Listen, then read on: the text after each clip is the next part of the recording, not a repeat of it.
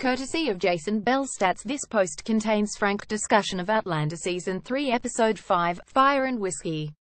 If you've not yet watched the latest episode of Stutz' time-traveling Scottish romance, now is the time to leave.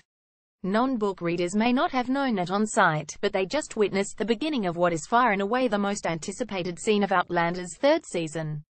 The first thing everyone talks about is the print shop. Series star Catriona Balfe told Vanity Fair almost a year ago, before either she or Sam Heughan had gotten a chance to film Claire and Jamie's emotional reunion. "Are you going to do the print shop? You can't change one line of the print shop," she continued, lovingly mimicking the show's concerned fans. "But you don't need to be an avid reader of Diana Gabaldon's books to know that any scene involving Claire and Jamie back together again would be a popular one." The scene is altered a bit in the adaptation. The episode, frustratingly, cuts off just after Jamie faints as he does in the books, but before the long-separated lovers can lay a finger on each other. Things go a little differently in the books, where Claire and Jamie do touch before he passes out. Claire narrates, "There was no more than a foot between us. I reached out tentatively and touched the tiny line of the break, where the bone pressed white against the bronze of his skin. He flinched backward as though an electric spark had arced between us, and the calm expression shattered. 'You're real,' he whispered. I had thought him pale already.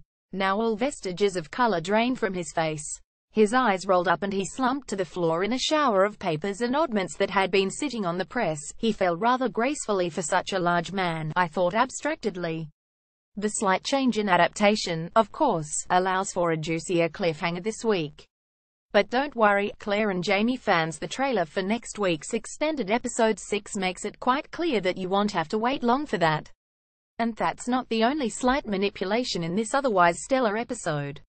Last year, both Balfe and Heughan were reluctant to go into detail about how their two characters would be aged up after 20 years apart.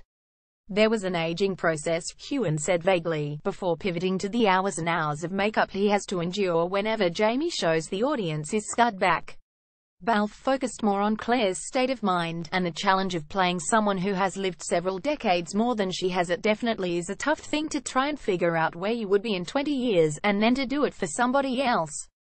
I was talking to someone recently, and she was saying how every person feels a certain age for the rest of their life. For her grandmother, she always felt like she was 21. A friend of mine was saying, "I think 28. I must have been so happy at 28, that's how I always see myself." With Claire, I latched onto that.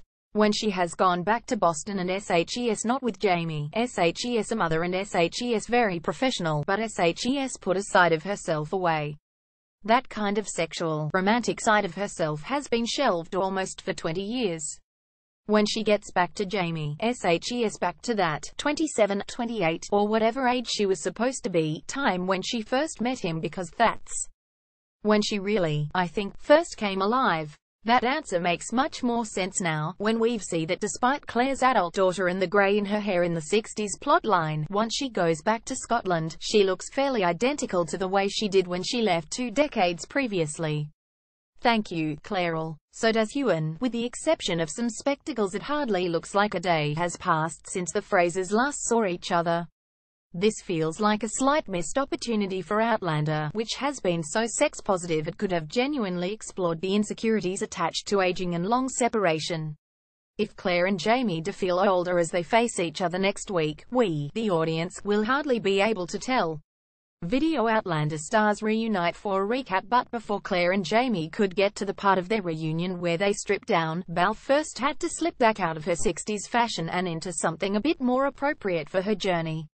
This time, showrunner Ron Moore explained in a post-episode interview, Claire is going to come a bit more prepared. The costume that Claire makes out of raincoats, we called it affectionately the bat suit. Detailing the work of his wife, the show's costume designer Terry Dresbach, for more explains how Claire would need a number of pockets to smuggle necessary items back in time, which called to mind Bruce Wayne's famed utility belt. Where does Claire Fraser get those wonderful toys? Terry put a lot of time and thought into the fabric, as well as Claire's secret pockets and a zipper where the corset would be. That zipper should come in handy for Jamie next week.